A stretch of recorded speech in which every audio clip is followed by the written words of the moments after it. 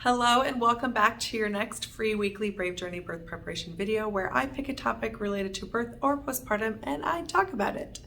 Today we're talking about due dates and the fact that they are estimated. Let's call them due months. I don't want to hear people calling them due dates anymore.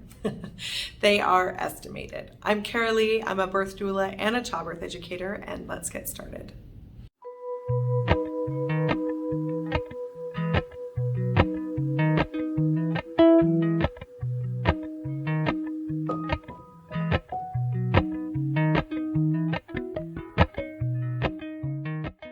So why are we talking about due dates today?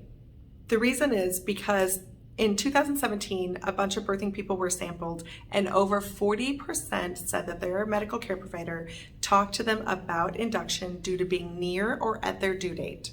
So that means that a huge percentage of people are navigating whether or not to have a medical induction as they near their due date. And so this means that the due date has a lot of importance.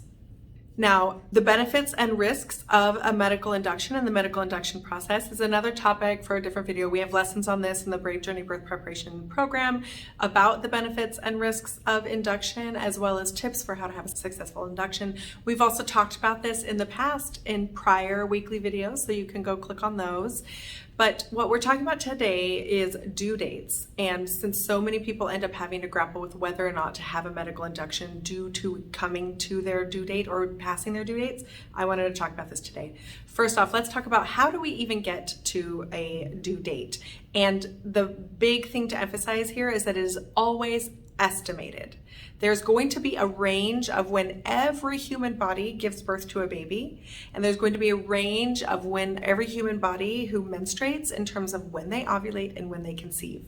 So if you are calculating your due date by your last menstrual period, LMP, then that means that your medical care provider has assumed that you have a 28-day cycle. Now, do you have a 28-day cycle? No, none of us do. Well, maybe you do. People range from 26-day cycle to 35-day cycle.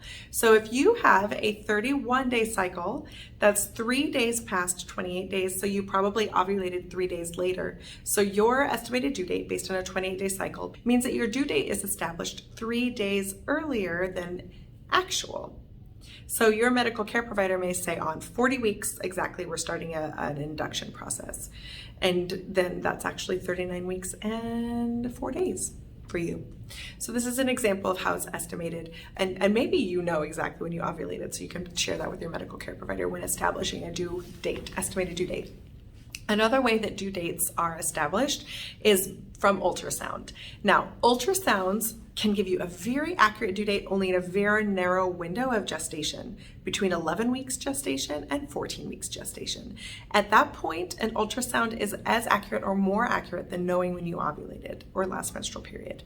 However, if your first ultrasound is prior to 11 weeks gestation or after 14 weeks gestation, it becomes less and less accurate. If it's after 20 weeks gestation, it is not accurate.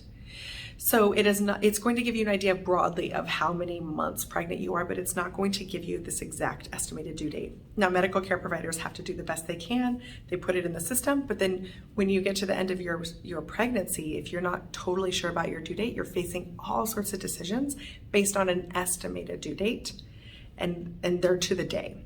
So I want to say again, ultrasounds later in your pregnancy, when you go in for ultrasounds at the end of your pregnancy and somebody says, oh, she's measuring early, or oh, they're measuring late, that's not accurate. So don't let it get in your head. I've seen so many people get it in their head when their ultrasound tech is like, oh, you're measuring a few days early. And they're like, oh, this baby's going to be born a few days early. Not necessarily. It is not that accurate. So late ultrasounds can tell you a lot of interesting and important things about your infant and your pregnancy, but they cannot give you a good idea of when your baby will be born or and more accurate due dates. Sometimes they'll want to change your due date if it's later on in your pregnancy and you're getting some different information, and it's not a good time to do that. Finally, now 40 weeks gestation is what is assumed to be the average human gestation. But when you look at actual data and analyze when first-time birthing people actually spontaneously go into labor, only half of all birthing people will spontaneously have started labor by 40 weeks and 1 day. So if you are looking at starting at 38 weeks, you're like, any day now, and at your 40 weeks, you're like, oh, I'm late. This baby is late. This is not true. Only half of people will spontaneously go into labor by 40 weeks. That means half of us, half of you, will not spontaneously start labor before 40 weeks. Now, 75% of people will have spontaneously started labor by 41 weeks and, let me look, by 41 weeks and 2 days. So 75% of first-time birthing people will have spontaneously started labor by 41 weeks and 2 days. So what that means is 25% of first-time birthing people will not have spontaneously started labor by 41 weeks, 2 days. If your medical care provider is one that recommends induction at 41 weeks, then 25% of you are going to be talking about induction with that medical care provider and whether or not to consent to a medical induction. Now, reasons for medical induction for estimated due dates going past 41 weeks. After 41 weeks, your risk of a stillbirth, and that's scary, right? Your risk of stillbirth begins to be marginally more possible. After 42 weeks, the risk of stillbirth starts to go up a lot more.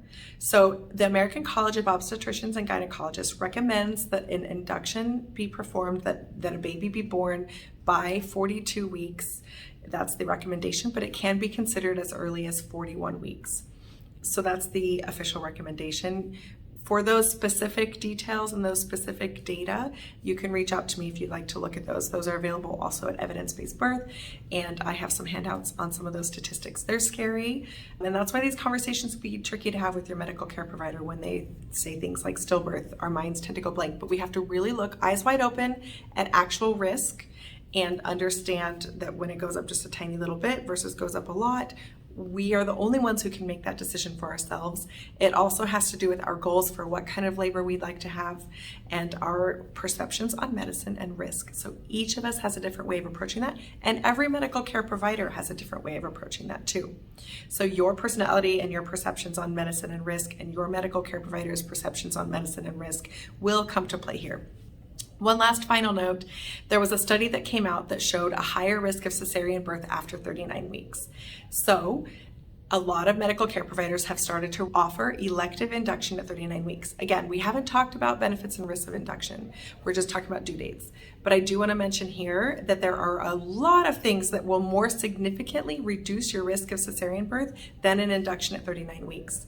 Things like having a birth doula can decrease your risk of giving birth via cesarean by something like 37%. So there are a lot of different things that you can do to reduce your risk of cesarean section aside from induction at 39 weeks, because induction becomes a medicalized process for your birth. Okay, so the primary points for this due dates topic is that due dates are estimated, due dates are estimated, due dates are estimated. We should really be talking about a due month. You should really be thinking my baby will be born at any time between 37 weeks and 42 weeks. That's a 5-week window. You are not overdue after 40 weeks. Only 50% of people will have spontaneously started labor by 40 weeks and only 75% by 41 weeks. So expect your labor to go long. You can be ready, have your labor bags packed at 37 weeks, but don't expect to go into labor until 41 weeks. And you can be excited if you're one of those people, or horrified depending on your situation, if you're one of those people who goes into labor early. Okay, so that's it. Due dates are estimated, and I will see you in the next video.